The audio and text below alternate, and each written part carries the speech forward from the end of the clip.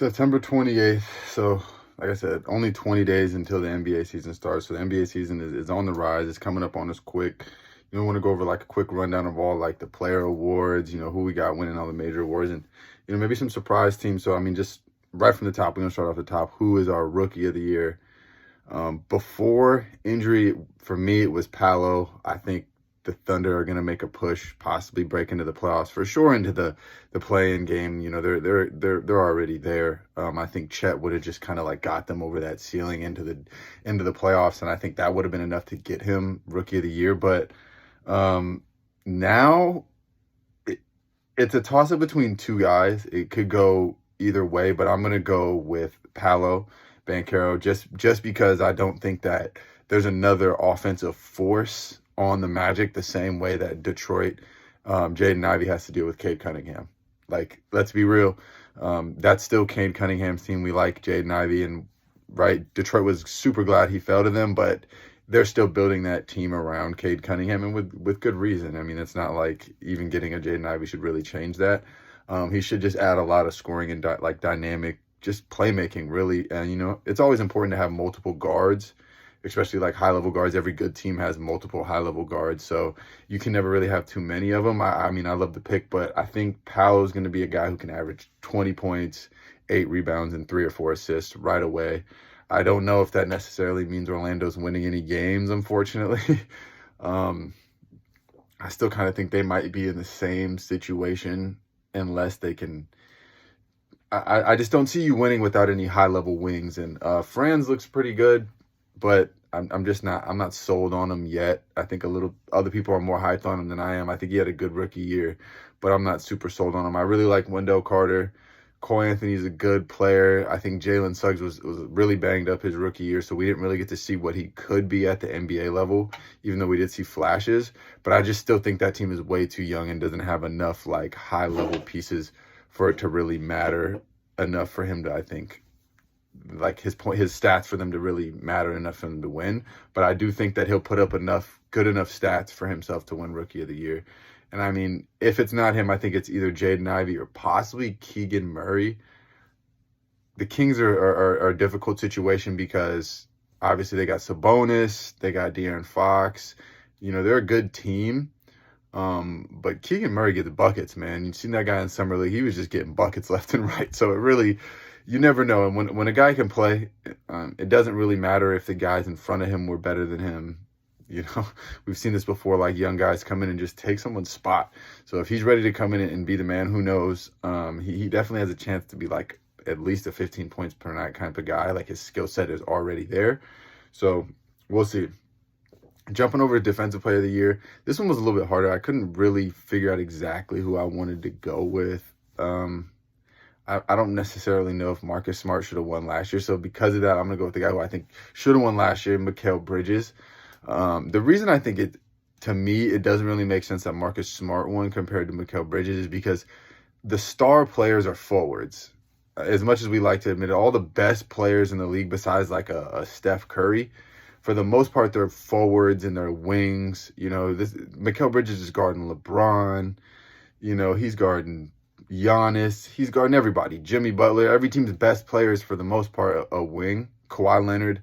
So he has to run out every night and guard those guys as well as be effective on offense. And he's a good offensive player. Obviously, he's not the man, but he's a good offensive player and he's super effective. So to go out there and defend at the level that he does, while still being able to put up on offense and still holding off a guy like Cam Johnson behind him who's coming off the bench, who's looked really good, honestly, in the first couple of years in the league. I mean, he's played really well. Offensively, he can really score. So, I mean, I think Mikal Bridges kind of runs away with this one simply because, I think more people are going to realize, like, this guy's got to guard Luka Doncic, LeBron James. Like, every single night, it's like this guy's guarding somebody incredible. He's not guarding.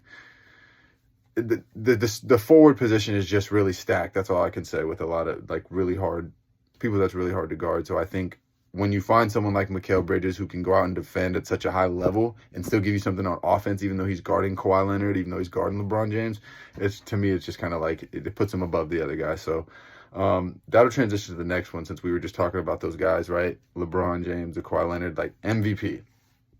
This one's a little hard. The league is kind of in a weird place. I don't think a lot of people, I expected the Warriors to win last year, but I don't think a lot of people expected the Warriors to win before the year started. So I don't know, but this year, I think the MVP, barring no injuries, and hopefully the rest of his team is able to put it together, because they did lose a key piece in Jalen Brunson. But I think the MVP this year will definitely be Luka Doncic. I mean, honestly, they were right. He could have won it last year. He was right there. They were the 4 seed. He breaks in, maybe he's a 2 seed like Memphis was, and to be honest, he's probably MVP. So I think that one's pretty easy. I don't really need to do too much explaining here. We know he can put up 50-point triple doubles every single night. It's really no big deal. I don't really think there's anything to talk about. 6-man. Now this one was tough, because there's a lot of guys that are gonna have to come off the bench this year. I mean, you can even talk about like Dennis Schroeder, Tyler Hero's playing, obviously, the baller. There's so many guys who come off the bench and can just score. But the guy who I think is actually going to win it this year, who's traditionally been like a guy who starts, he's played 6-man before, is Reggie Jackson. LA Clippers, obviously. Reggie Jackson, if you haven't watched a Clippers game, you need to watch a Clippers game.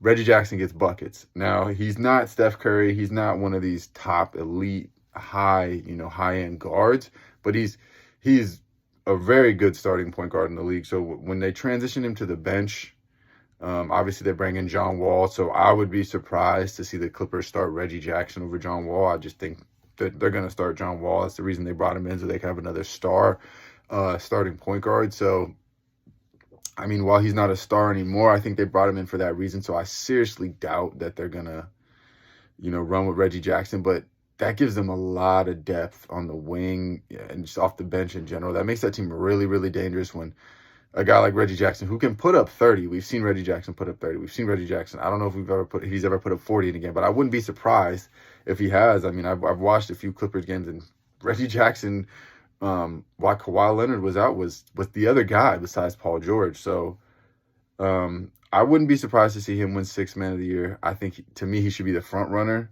if he is coming off the bench. Let me know how you guys feel about that one. But that actually transitions into the next thing. It's the team that I think is going to actually have the best record this year in the entire NBA in the regular season is actually the LA Clippers. And that sounds kind of like, what? The Clippers? Kawhi? I mean, but if we're looking at this, this is a team that was a couple of years ago in the bubble, right? When they fell off in the bubble, it was like, man, this team had championship aspirations, and they've kind of been banged up ever since. They haven't really been able to get it fully together. And I just think that when you add a John Wall to that group, and then you get Kawhi Leonard back, in the beginning of the season, it's going to take a little bit, right? We're going to work through that whole year, 2 years, 3 years, John. I don't know how long. When the last time John Wall played basketball, man? So, he's going to have to definitely work off some rust. Kawhi's been out a while. He's coming off a ACL injury. He looks a little big. Taken from a guy who's torn his ACL. He's going to feel that in his legs for sure when he starts playing in the beginning. He's going to need to cut a couple pounds, I think. PG always seems like he's having like some kind of off-season like repair on something, whether it's his labrum or something like that. So, I mean, I think it's going to take a little while for them to kind of gel. But, I mean, I wrote down that their top 11 guys, and I'm not really sure there's another team with a top 11. So starting lineup, you got, if it goes this way, John Wall, Paul George, Kawhi Leonard. I'm starting Robert Covington and Zubac. Off the bench, your guards are Reggie Jackson, Norman Powell, Luke Kennard, and Terrence Mann. And then your forwards are Marcus Morris and Nick Batum. I mean, that gives you star power, all kinds of scoring. Off your bench, you got a high-level shooter, like a ridiculous shooter in Luke Kennard. Reggie Jackson, high-level scorer. Norman Powell is an extremely underappreciated NBA player, like a 3-and-D guy who can shoot it, he can defend. He's a high-level player. I don't necessarily think he's not going to get your team to championship status on his own, but if you can add a guy like that, any championship team could use a team like Norman Powell. Terrence Mann's a guy who had 40, I'm pretty sure, in a playoff game a few years ago. Right? That might even have been last year or 2 years ago. So he's another underrated guy who comes off the bench, and he competes. He's not scared of anyone. He's going at it. He's a dog. Obviously, you got Marcus Morris. Nothing much you need to say about him. He's coming to fight every single night. And Batum, man, I mean, you can start Batum. We know Batum has like a nice resume for himself. He's hit some big shots. I've seen him hit some game-winning shots. Obviously not in the playoffs, but he's a good player. He's had like a nice, lengthy career. He's a good vet. I personally like Robert Covington better as a starter because of his ability to block shots too and switch and shoot threes. But either one of those guys coming off your bench is ridiculous. I mean, I don't really think there's another team with 11 guys better than that.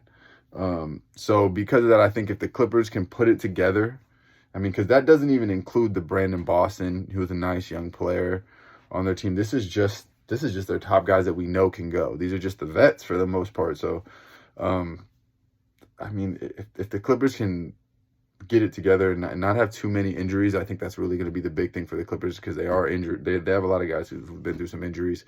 They have a high-level championship coach in Ty Lue. That organization is going to do everything they can to get a championship into the Clippers building because, you know, they're tired of being Team B in LA.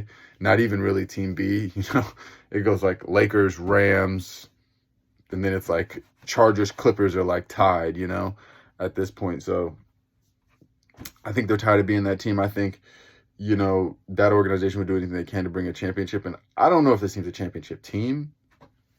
They definitely have the potential. I don't know if I can see them win a championship yet. So, you know, let me know how you guys feel about all that. And until next time, bruh. Peace.